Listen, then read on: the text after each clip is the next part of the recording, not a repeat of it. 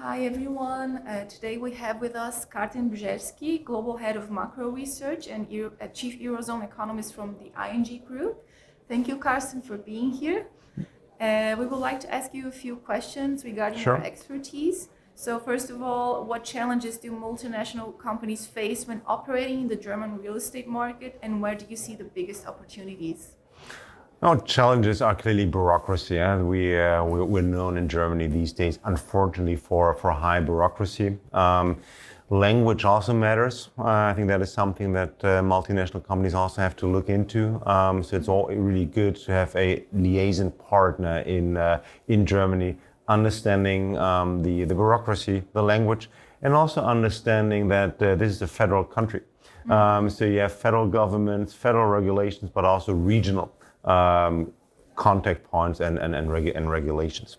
Considering the divergent economic trends between Europe and the US, how might this affect investment trends in the German real estate sector? And do you see any cross-border implications for the market in the current economic landscape? Yeah, you're right. The US economy has been extremely strong, and also with this Inflation Reduction Act attracted investments. But when you look at Europe, there are some alternatives to the Inflation Reduction Act. So there is the Green Deal, there is the European Recovery Fund, and also Europe, including Germany, is waking up to an environment of a stagnating economy. So we do see now that there are policy initiatives taken in order to stimulate and to attract foreign investments. The other thing, of course, which is also relevant, is the difference in interest rates. So interest rates in Europe are clearly lower than they are in the US. So if if you're an investor and you want to finance your investment in Europe, it's clearly cheaper currently than in the US. And are there any specific regional trends within Germany that investors should be aware of when considering real estate investments? There are many trends. It's a big country. So one is what we see in many other countries as well, the difference between urban and rural areas. When you think of residential property, for example, clearly the capitals are overcrowded. There is a big lack of supply. So there will be new build properties, for example, for investors. But also when you look beyond residential property, just think of everything that is now needed for the green transition. There will be more data center. There will be more logistical factories. So in order to accompany the green transition, there will also be investments in real estate needed.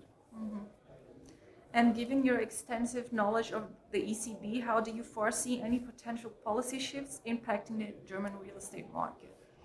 Yeah, that's very interesting. The European Central Bank is probably now looking into a first rate cut before the American Fed, which would be the first time in 3 decades.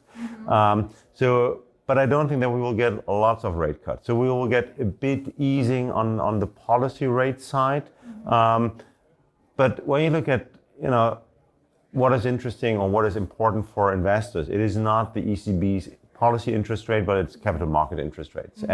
And given that capital markets have now really priced in that the ECB will cut 2 to 3 times this year, I don't expect any further easing of capital market rates. So investors should rather get used to this idea that where interest rates currently are, for them, is the new normal for the next 6 to 12 months.